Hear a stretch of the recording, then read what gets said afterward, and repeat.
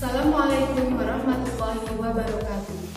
Selamat datang peserta didik baru SMP Negeri 1 Pejajar pada masa pengenalan lingkungan sekolah tahun pelajaran 2021-2022.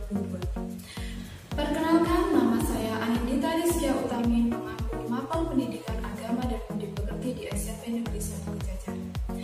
Pada masa pengenalan lingkungan sekolah ini, saya akan menyampaikan materi yaitu Pembinaan Mental Beragama dan Budi Pekerti peserta didik SMP Negeri 1 Pejajar. Pembinaan mental beragama dan budi pekerti peserta didik. Materi yang akan saya sampaikan diantaranya adalah pengertian pembinaan mental, tujuan pembinaan mental beragama dan budi pekerti, faktor yang mempengaruhi pembinaan mental, pentingnya pembinaan mental, fungsi agama dalam kehidupan manusia, kegiatan pembinaan mental beragama dan budi pekerti di SMP Negeri 1 Pejajar. Yang pertama adalah pengertian pembinaan mental. Pembinaan mental merupakan sebuah upaya membentuk unsur-unsur kehidupan seseorang yang meliputi pikiran, tingkah laku atau sikap, emosi dan perasaan, kemudian lebih diarahkan pada pembinaan moral seperti budi pekerti maupun akhlakul karimah yang dilaksanakan dalam perbuatan tingkah laku sehari-hari sehingga tercipta manusia yang bermoral dan berbudi pekerti luhur baik dalam lingkungan keluarga, sekolah maupun masyarakat. Tujuan pembinaan mental diantaranya adalah memperkokoh kehidupan keagamaan atau keimanan, yaitu meningkatkan kualitas keimanan dan ketakwaan seseorang. Yang kedua, memperkokoh kondisi fisik dan psikis seseorang, di mana seseorang akan menjadi lebih sehat dan mentalnya akan lebih kuat, lebih optimis. Yang ketiga adalah memperkokoh peran dalam masyarakat. Diharapkan ketika seseorang sudah memiliki mental beragama yang kuat, keimanannya pun meningkat, akan berperan aktif dalam masyarakat. Yang ketiga adalah faktor yang mempengaruhi pembinaan mental. Faktor-faktor yang mempengaruhi pembinaan mental ada dua, yaitu faktor intern dan faktor ekstern.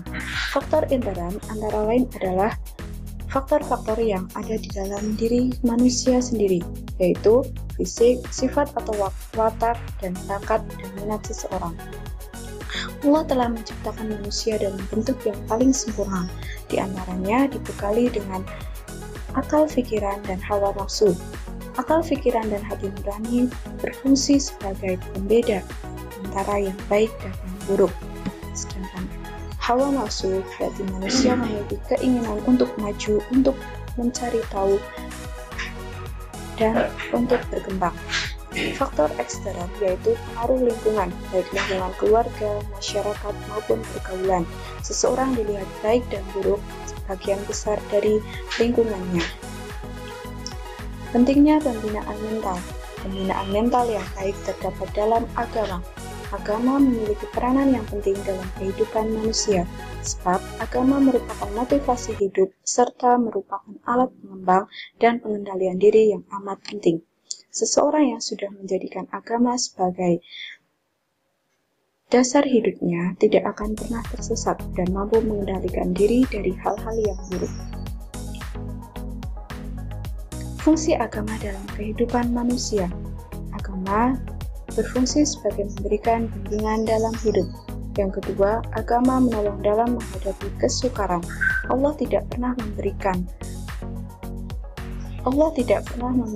kesukaran atau kesulitan kepada manusia di luar batas kemampuannya.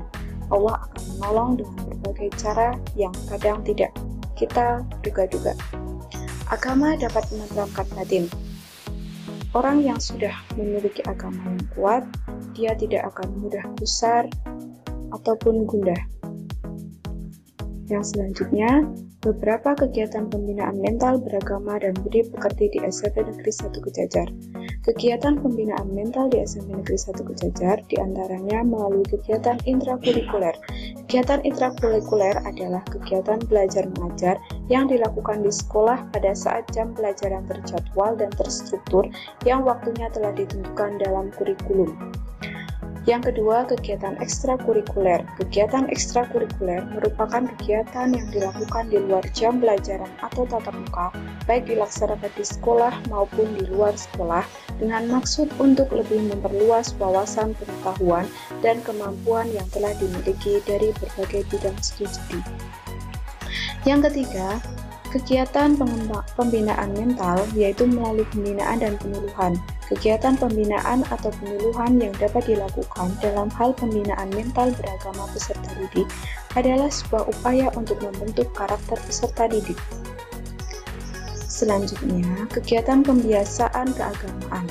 Pembiasaan merupakan proses pembentukan sikap dan perilaku yang relatif menetap dan bersifat otomatis melalui proses pembelajaran yang berulang-ulang, baik secara bersama-sama ataupun sendiri-sendiri. Hal tersebut juga akan menghasilkan suatu kompetensi bagi peserta didik. Contoh kegiatan pembiasaan di SMP Negeri 1 Kejajar yang telah terlaksana, yaitu kegiatan tadarus Al-Quran sebelum pembelajaran dimulai sebagai bagian dari kegiatan literasi. Yang kedua, sholat duha dan sholat duhur berjamaah di sekolah, tentunya karena fasilitas yang kurang, kami melakukan secara terjadwal. Penyelenggaraan PHBI, yaitu peringatan Hari Besar Islam. Ini adalah gambar-gambar tentang pelaksanaan kegiatan pembiasaan di sekolah. Diharapkan meskipun kita belum bisa tatap muka, anak-anak tetap melaksanakan kegiatan agama dengan rajin dan disiplin, terutama sholat lima waktu. Sekian materi yang saya sampaikan, terima kasih atas perhatiannya. Selalu jaga kesehatan, patuhi protokol kesehatan, rajin-rajinlah beribadah dan berdoa. Assalamualaikum warahmatullahi wabarakatuh.